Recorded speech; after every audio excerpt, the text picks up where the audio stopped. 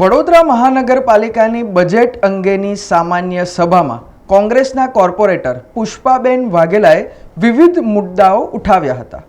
ગઈકાલે વડોદરા મહાનગરપાલિકાની વડી કચેરી ખંડેરો માર્કેટ ખાતે યોજાયેલી બજેટ અંગેની સામાન્ય સભા આજે સતત બીજા દિવસે પણ ચાલી હતી।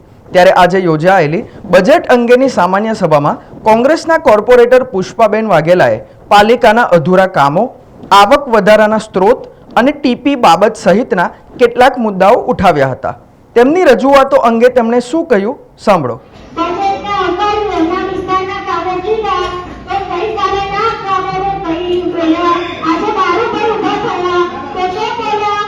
વાત એટલી છે કે મારી શરૂઆત જ મેં એ રીતે કરી કે 2021થી લઈને આ છેલ્લું બજેટ, આ બોર્ડનું પહેલું બજેટ જે રજૂ કરેલું એ પહેલાં બજેટથી લઈને આ છેલ્લું બજેટ આ બોર્ડનું, ત્યાં સુધી 2021-22ના બજેટના જે સ્ટેન્ડિંગ કમિટીએ ઠરાવ કરેલા સ્ટેન્ડિંગ કમિટીના સૂચનો હતા એમાંના 70% કામગીરી અત્યાર સુધીમાં નથી થઈ।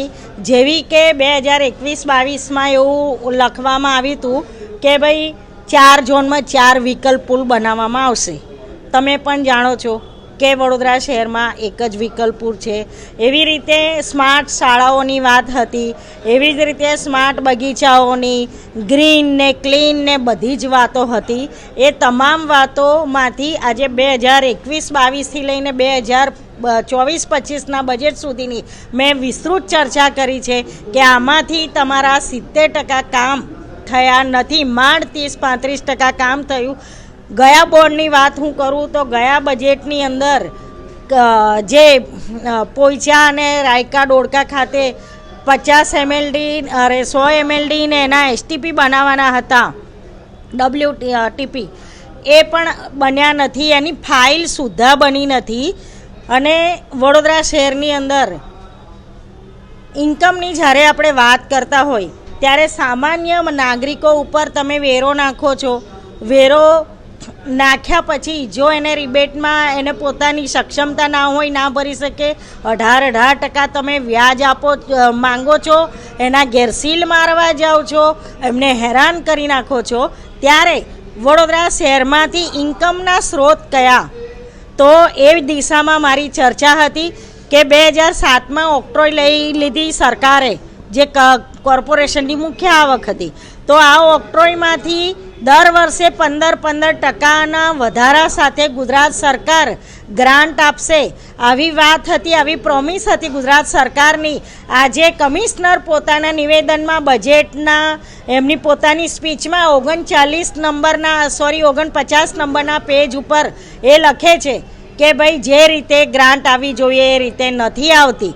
એવી જ રીતે ટીપી, તો ટીપીની બાબતમાં હું આપને કહું તો સારામાં સારી આવક આપણને ટીપીમાં થાય તો ડ્રાફ્ટ ટીપી કુલ 91 ટીપી વડોદરા શહેરની, એમાંથી 26 ટીપી 2013થી સરકારમાં છે, પેન્ડિંગ મંજૂર થઈને નથી આવતી। 34 જેટલી ટીપી છે 2016થી છે।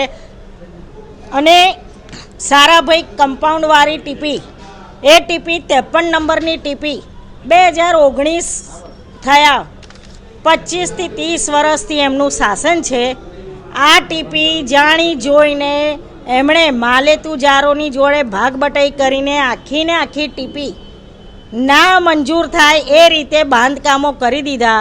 આજની તારીખમાં 53 સારાભાઈ કમ્પાઉન્ડવાળી ટીપીની પાછળનો ભાગ જે બાકી હતો, 40% જમીન કપાત કરવાની હતી, એ પણ કોર્પોરેશનની મહેરબાનીથી ના થઈ।